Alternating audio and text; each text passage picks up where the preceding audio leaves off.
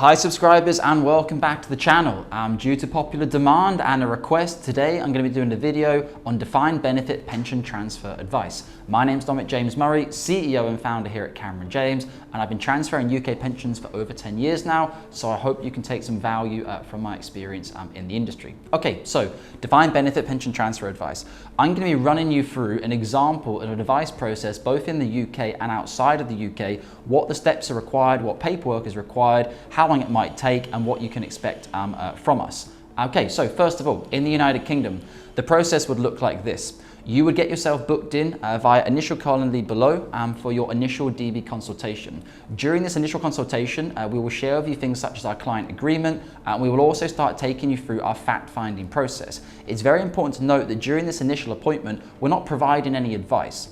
Whilst it's very tempting to say to you, oh, I know what's going to happen next, we have to remain firm and say we don't know which SIP provider it's going to be, we don't know what's going to happen, we have to go through a thorough advice process. So we complete your fact find, which also includes your risk profile questionnaire.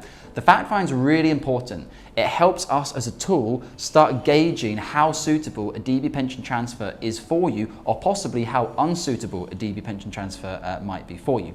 So when I say in terms of suitability, what could make you suitable for a DB pension transfer? If you came to me and said, Dominic, I have a £1 million DB pot, I have £15 million in other assets, property, stock, shares, ISAs, whatever it might be, company shares, that's a very, very strong case. Because you can quite easily say to the PTS, look, the client is not reliant on this income for life. They don't need a guaranteed income for life. Whilst they want to invest the £1 million and have it grow, they're not really, I wouldn't say they're not bothered, it's not correct, but it's not going to adversely affect their retirement if the markets went down by 10%, it's not going to kill them, so to speak. That would be a very strong transfer rationale. Other things would be you really need to be having a minimum a balanced risk profile or attitude to risk, ideally more of an adventurous risk profile. If you have a conservative risk profile or a cautious risk profile, you shouldn't really be even considering a DB pension transfer, because we can't guarantee that the markets are going to outperform your guaranteed income from life from your DB scheme. So if I quickly caveat that, as a balanced investor, look at the S&P 500 over 30 to 40 years, you've had circa 10% return. Now the S&P 500 is obviously 100% equity, so that's quite an adventurous risk profile, but it gives you a bit of an understanding of the long-term returns, but these are not guaranteed. Markets could go down for a couple of years and might not always go up straight away. Other points that will work for your benefit is tax planning. Say you're 64, as I had a client yesterday in the UK that I was dealing with. He said, Dominic, I'm 64, I take my normal retirement age as 65 next year. I'm currently working, I work in technology. He wanted to continue working until age 75. Good for him. He doesn't want to get bored at home. He's currently on a salary of around 50k per annum. At 65, if he has an additional 10, 20, 30, 40k from his DB scheme, he will have to pay income tax on all of that money from that DB scheme. As such, pushing him into a higher tax bracket compared to a basic rate taxpayer. So for him, he doesn't want the money. He wanted to pass it on to his grandchildren, his children. That was his big thing. So why push himself into a higher tax bracket at the age of 65 when he plans to continue working until age 75? It'd be far better for him to defer the annual pension scheme from his final salary scheme by putting it into a SIP. In a SIP, he can let the pension pot grow. At age 75, when he stops working and his income tax will go right down, he has his personal allowance of circa 12.5 grand, he could then take income from his SIP and it would probably only be taxed at 20% instead of a higher tax rate in the UK. Another point on that is inheritance tax. If someone like him is not planning to use the pension, why have it in a pension scheme where you could have if you take it outside of the pension pot from his final salary scheme and invest it in an ISA, great, ISA, free of capital gains tax, but not free of inheritance tax. If he wants to pass this money on to his children or his grandchildren, he's far better off having it inside a SIP or a UK pension wrapper and then transferring it over to his beneficiaries at the time of his death, as opposed to drawing it down. Obviously, there would be lifetime allowance issues to get around. If you go over 1.073 million and you don't have lifetime allowance protection in place, there would be an additional 25% tax to pay on any income or 55% on drawdown from that pension pot. But again, there's the ways that we could manage that inside the SIP to minimize the LTA that he would pay. So those are 3 examples of what would look good in terms of a PTS. The fourth thing really is being able to show that in your retirement you have other sufficient assets. You have, for example, a full state pension, which means that you're guaranteed to receive circa £173 per week during your retirement. If it's you and your spouse, even better. That's a guaranteed income from the government which cannot go anywhere. So it means, say your cost of living in the UK is 10, 20, 30, 40k, 50k, you may well be able to cover off a large part of that from your guaranteed state pension. If you have other assets to draw on, again, we can show to the PTS, look, this isn't the only pension asset the client needs in their retirement. They have many other assets which they can draw down on. They might not even draw down on this pension pot at all. So I think that gives you sort of 4 or 5 ideas in terms of what could be suitable for a DB pension transfer. Now, let's look at more of a cast iron case of what would not be suitable or would not be deemed suitable to transfer out of final salary scheme. A classic example would be someone with a £100,000 DB pot and they have £200,000 worth of net assets in total outside that DB scheme. This means this DB scheme, guaranteed to grow for life, is worth 1/3 of their net assets. In that situation, very few PTSs in the UK are going to advise to transfer out because you'd be taking a huge risk. 33% of your money could drop in the markets by 10% or could drop in the markets by 20% if we had a market correction or even a financial crisis. So this is why PTSs would generally stay away from these cases, but also because there's not enough money to be made on it. We can't cover off the fees and charges and insurance that we have to pay at that lower level of DB transfer. Another thing, as I already mentioned, we risk profile. If someone's cautious or conservative, unless they've got very good reasons such as ill health or serious ill health and serious ill health could be added to the advantages. Obviously, if something's happened to you, you're terminally ill, you're almost guaranteed to get a defined benefit for pension transfer. If you think you're going to die within a period of 12 months, not to be morbid, but it makes absolutely no sense to say in a DB scheme. You'd be far better off in a SIP where you can pass 100% onto your named beneficiaries. Other negatives that we need to look out for when doing a pension transfer is people who effectively maybe want to start drawing down on the capital straight away, and they don't really have any other forms of retirement funds to lean back on. Also, experience comes into it. If someone comes to me as a complete retail investor, they've never invested money before, they don't even have any ISAs, and they're saying, yeah, I want to manage this money myself, I want to take it off into a SIP, or I want you to manage it for me in a SIP.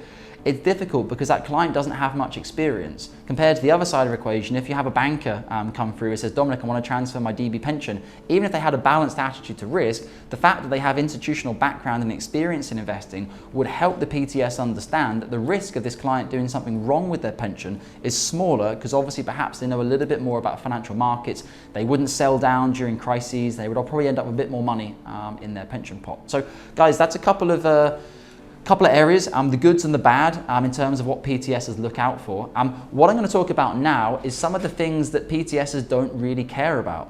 Not care about, it sounds disrespectful, for things that are not important. So number 1, consolidation.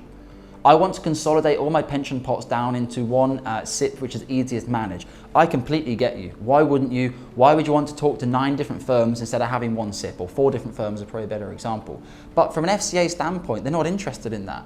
They don't care about how many times you need to log in and out of online access. What they care about is you not giving up guaranteed income for life, which could be to your detriment. The second point is beneficiaries. This is the number 1 thing that I want to pass 100% on to my wife and kids in case something in the event of my death. The easy answer to that as a PTS is buy life insurance. If you think you're going to die and you won't be able to pass the assets on to your family, you could easily afford life insurance which would cover what you would receive from your DB pension, but you shouldn't be giving it up at this stage because we don't believe it's suitable for you. So that's a couple of ideas of things which people think are very good ideas but actually don't really hold much sway in this day and age. A third thing is also the multiple. Clients say, Dominic, I have a multiple of 49 times, it's a slam dunk. And I say it's not a slam dunk. Your personal situation is far more important than the multiple. You could have someone who had a multiple of 20, which isn't particularly great, but they could have 15 million in the bank and they want to transfer a £1 million DB scheme. Yeah, probably pretty easy to get through with compliance because the multiple is not everything. On the other side of the equation, you could have someone with a 49 times multiple, but very few other limited assets, and they have financial dependents, they have children, they have maybe people they're looking after, their spouse, their wife who isn't working, who are dependent on some form of income. They shouldn't really be moving that money into a SIP or another UK pension wrapper where they have to take investment risk and they're at the whim of what happens in the marketplace. So guys, I hope this hasn't been too much of a negative video about DB pension transfer advice, but I wanted to give you a bit of an understanding as what looks good and what doesn't look good from a PTS perspective. If you want to have a conversation about your individual situation, get yourself booked in below via Calendly for a free initial consultation on DBs. At a very early stage, we will let you know what happens inside the scheme and what we think would be suitable for you or not. And it's important to note again, inside the United Kingdom, we do offer a free abridged advice report as part of our process. What this means is you would come in, do your fact find, we would look through all the information, we would then go away and start preparing your advice report. At an early stage, if we think it's not suitable, we will send you a free abridged report which says that we do not believe the advice is suitable, and we advise you not to proceed with a full advice process. If we believe we cannot ascertain if it should be a transfer or not, we will advise you to go to the full advice process whereby the fees will be payable if the transfer happens or not. However, at an early stage, we're trying to get rid of the clients that we know a transfer is not going to be suitable to, as such to reduce the times where we charge someone something without necessarily being able to help them or deliver a pension transfer.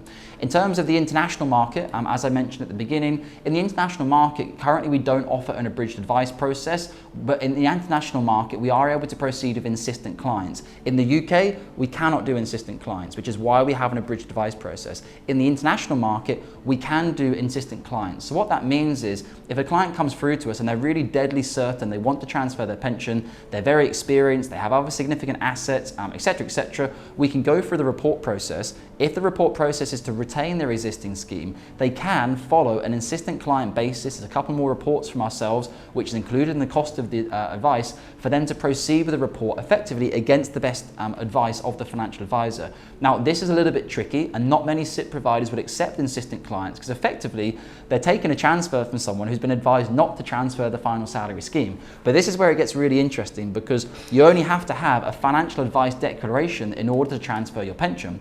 Whether the advice was yes or whether the advice was no, a SIP provider that accepts insistent clients will accept that financial advice declaration. You may have to write a handwritten letter, as we have to do with all our international clients, to ensure that they are dead certain about the fact that they are losing their guaranteed income from life from their UK scheme, but they still believe it to be in their best interest, despite it not being our professional opinion for them to do that. This at least provides clients with some freedom of speech.